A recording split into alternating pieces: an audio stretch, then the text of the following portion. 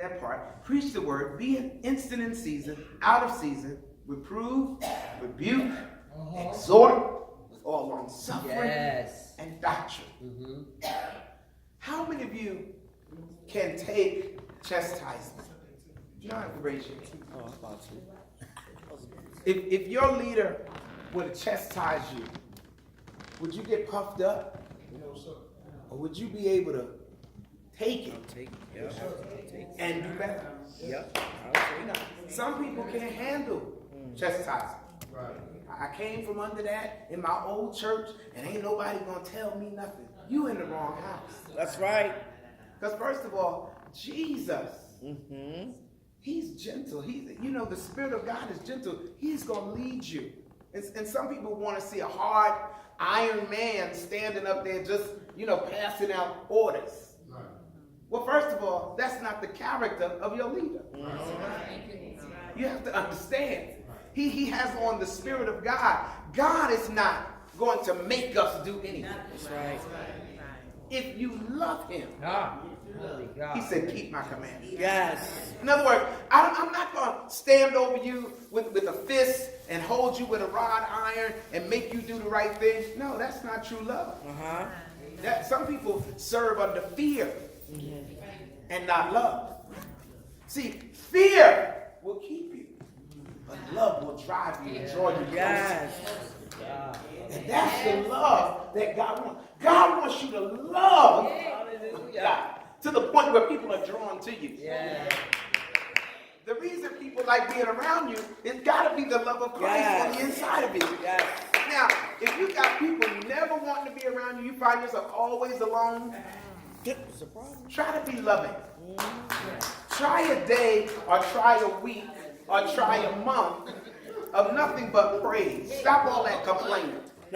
We all got something to complain about. That's right. All of us. My shoes tight. My hairdo is not right. This is wrong. That's wrong.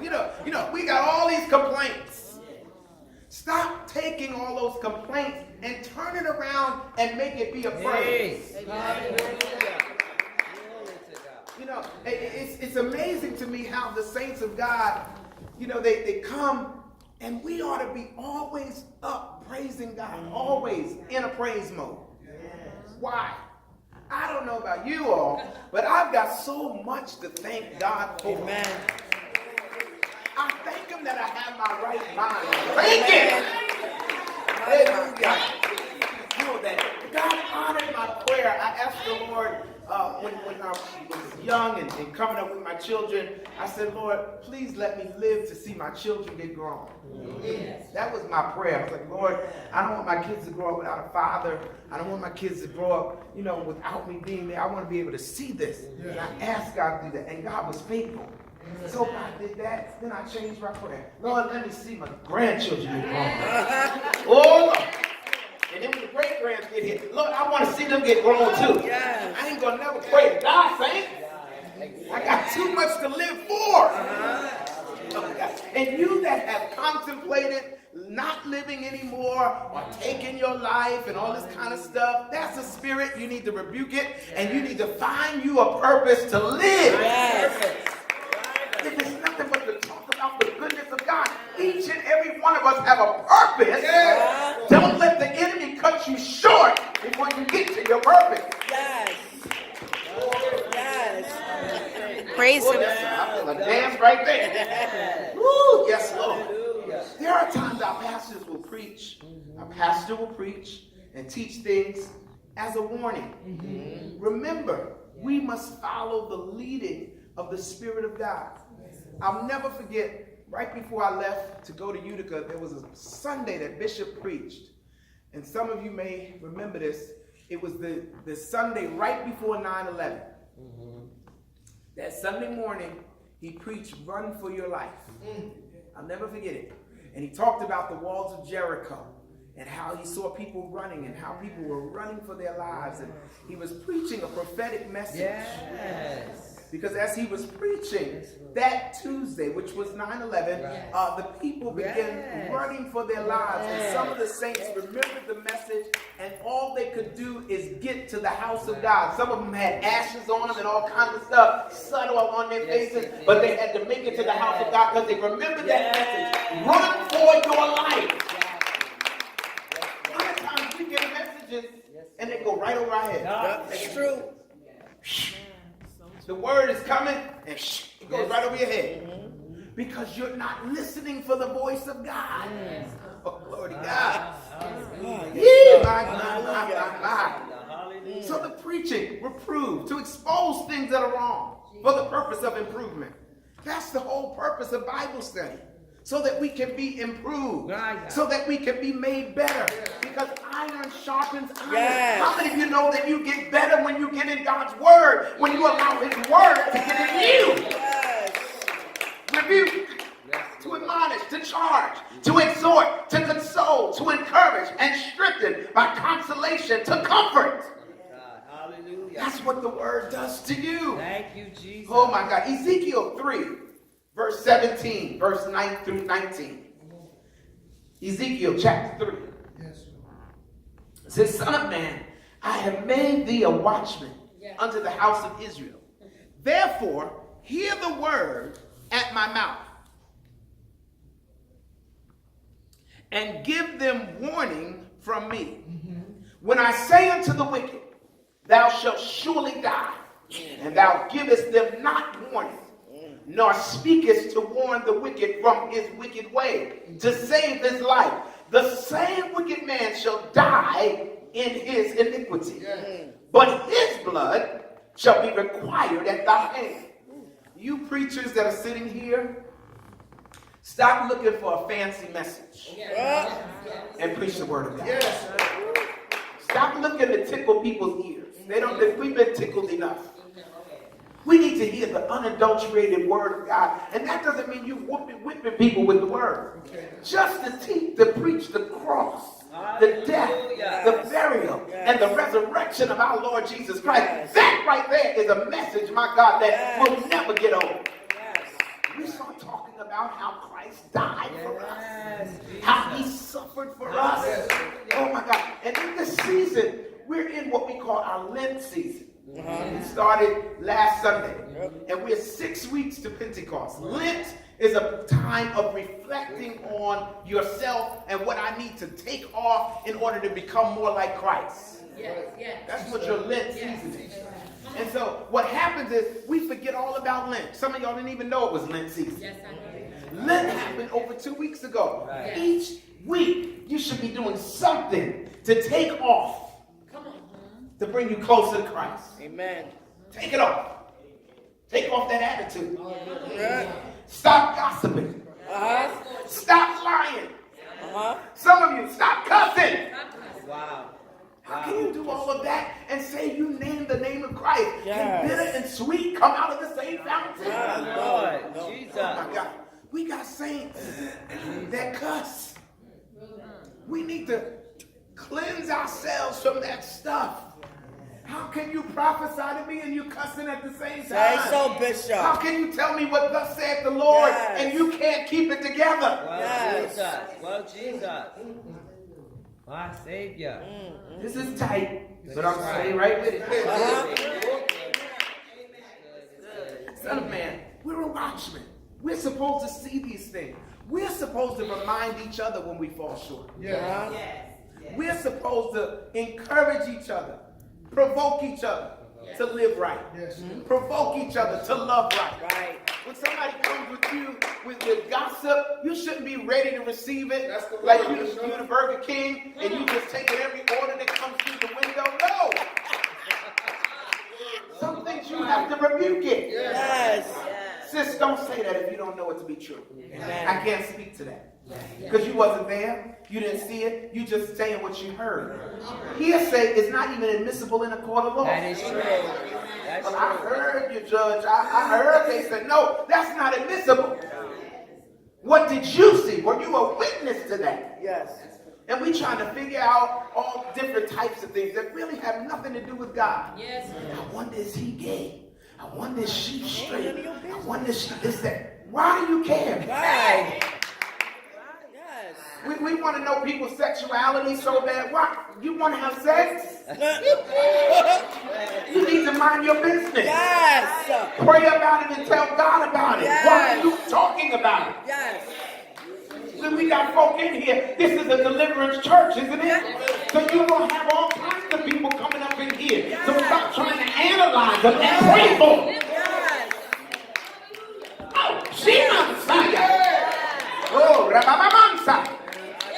You just want to analyze folk and you don't know what these people are going through.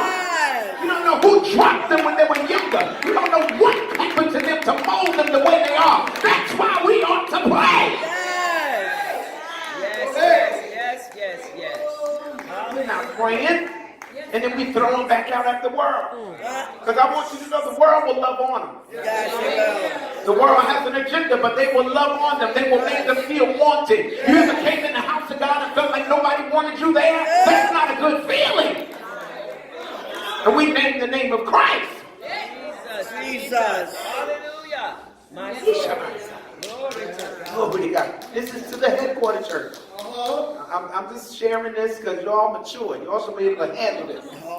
I'm just practicing, but I'm going to go to you to minister. In case I get beat up there, I'm going to call y'all to come get me.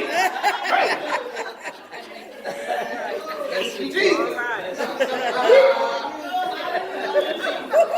We got your back, sir. When I stand for the wicked, this is our point. We are supposed to tell folk when they're wrong. Yes. Why don't we do it? We scared of confrontation.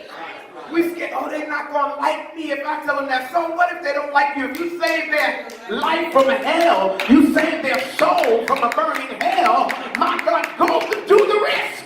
Take the risk. Take the risk to save somebody. Extend your hand to help somebody get up. That's it. Glory to God. A lot of times we don't share what's right. And silence is contentment. Silence is consent. It's like, I agree with you because I'm silent. We've got to stop being silent. Yes. We got to be radical. If we really say we love the Lord and we love our leader, we ought to stop stuff before it even gets to his ears. We ought to stop it before it gets this far up. In other words, it dies right here at the altar. Right. I'm not going to let this rumor live. I'm not going to let this rumor live about my brother or my sister. I'm going to put it on the altar. We let it live. We let it fester. We let it become a soap opera in the house of God. Say it, Bishop. We lose souls because we can't keep our pie hole closed. That's your mouth. Jesus. I just learned that term just recently. So I'm using it because I like it. A pastor, yet, the 19th verse, if thou warn the wicked, and he turn not from the wickedness, nor from his wicked way, he shall die in his iniquity, but thou hast delivered thy soul. In other words, you delivered yourself. The blood is off of you because you shared the truth. Not the alternative fact. You shared the truth.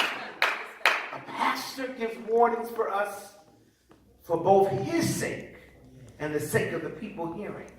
You ministers, you got a charge. You got a charge to keep the house. Deacons, you got a charge to keep the house. Everybody that's in leadership here, you have a charge to keep the house. Youth leaders, you got a charge to keep the house. Because guess what? People are looking at you. There are people that's going to talk to you that will never talk to him. And you've got to let your light shine. My God, I bless your name. That they don't run out the door before they hear the word. God, I bless your name. I just got a few more. I'm just going to hold you just for a few seconds. Hebrews 13, verse 17. Hebrews 13, verse 17. This is a key nugget. If you ever want to be successful in life, learn how to serve. Amen. I read it in John Maxwell, great leadership material he has. He talks about one of the successful principles is to learn how to serve. Yes. And not just the people in your church, You ought to serve the people in your house. You know, if your wife or your husband cooks, or your children or whoever you live with, they cook, it's nothing off of you to wash the dishes, all right, and participate. Mm-hmm. It's nothing for you to pick up your stuff and hang it up. Some people, it's against your religion to hang up stuff, but the devil is a lie. Yeah. We have to be more like Christ. Yes. Oh, God. Obey them, 13 and 17. Obey them that have the rule over you. Mm-hmm. Obey them that have the rule over you. I want to read it in this context because I think this will really hit home. Hebrews chapter 13 and verse 17. I promise you I'm going to let you go after this. See, I only have just a little bit left. 13 and 17.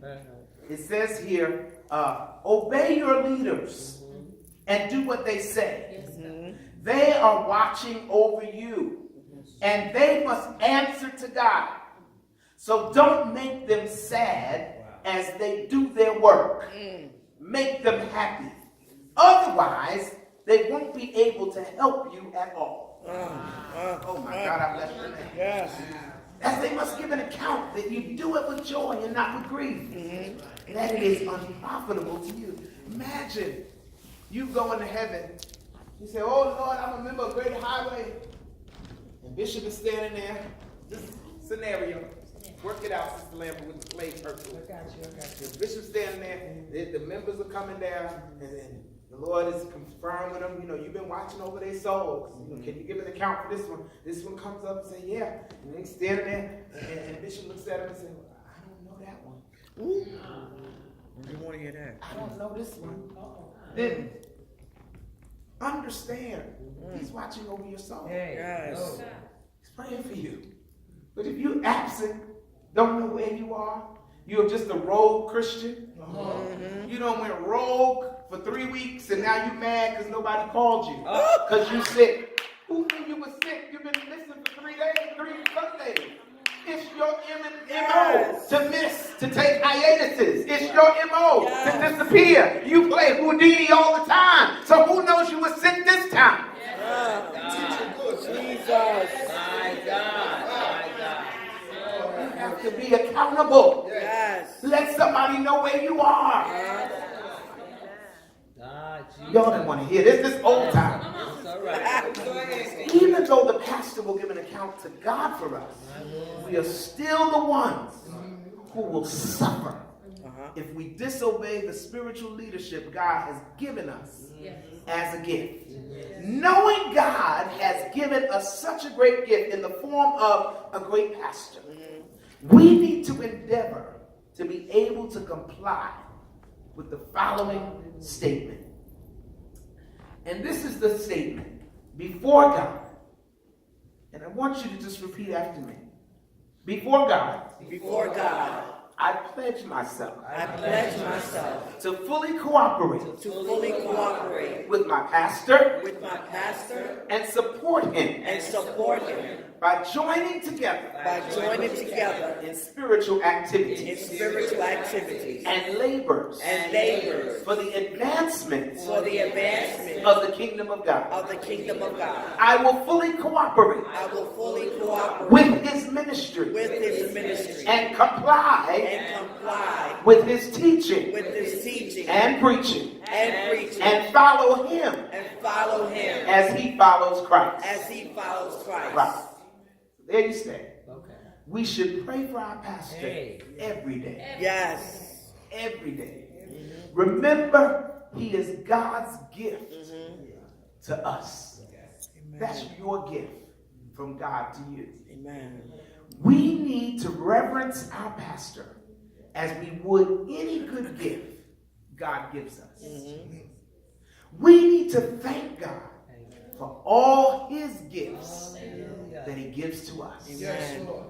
Don't misuse the things that God has given you. Amen. Your apartment, your car, your children, your job, your good health, whatever God has given you, don't abuse it. Let it be used for the glory of God. Let's just stand. Let's stand as a body. I'm done. Told you I was done. And I want you just to put your hand in someone's hand. I'm going to ask Sister Lori, is you okay to come up and pray? To just pray for us. As we have heard this word, the enemy does not steal it from us. Elder Thomas is going to pray. First Ladies Club. Ask whoever's in charge to come and take us into the throne. Lord Jesus, we thank you for your word on tonight, God. In the name of Jesus. God, don't let us just be hearers of the word, but doers of the word. God, we thank you, God, because you love us enough to send us your word, God, to help us in this walk. In the name of Jesus. God, we do pray for our leader, God, and First Lady, God. Oh, God, we thank you for the vision on their lives, God, and help us to fall in line with that vision in the name of Jesus. God, we thank you for the great anointing, God, that rests in this house, in the mighty name of Jesus. God, we thank you that you ordered our steps to this place, God, in the mighty name of Jesus. God, we thank you, God, there's someone watching out for our soul, God, in the name of Jesus. And you've opened our understanding, God, even the more in the name of Jesus. God, we thank you for every household, God, in the name of Jesus. We thank you that prayers have been answered, God, in the name of Jesus, God. We thank you for salvation, God, in the name of Jesus. And we're grateful that the light of your word has not gone out in this house, in the mighty name of Jesus, God. Help us with the word to rest in our hearts, to make us better, God. In the name of Jesus, God, we submit to your word, God. We will examine ourselves more closely, God. Glory to God. To make sure that we are of the faith in the name of Jesus, God. And we bless your name, God. We thank you for the love that saves us, God. We thank you for the love that heals us, God. We thank you for the love that keeps us, God. We thank you for the love that connects us, God. In Jesus' name, amen. Amen.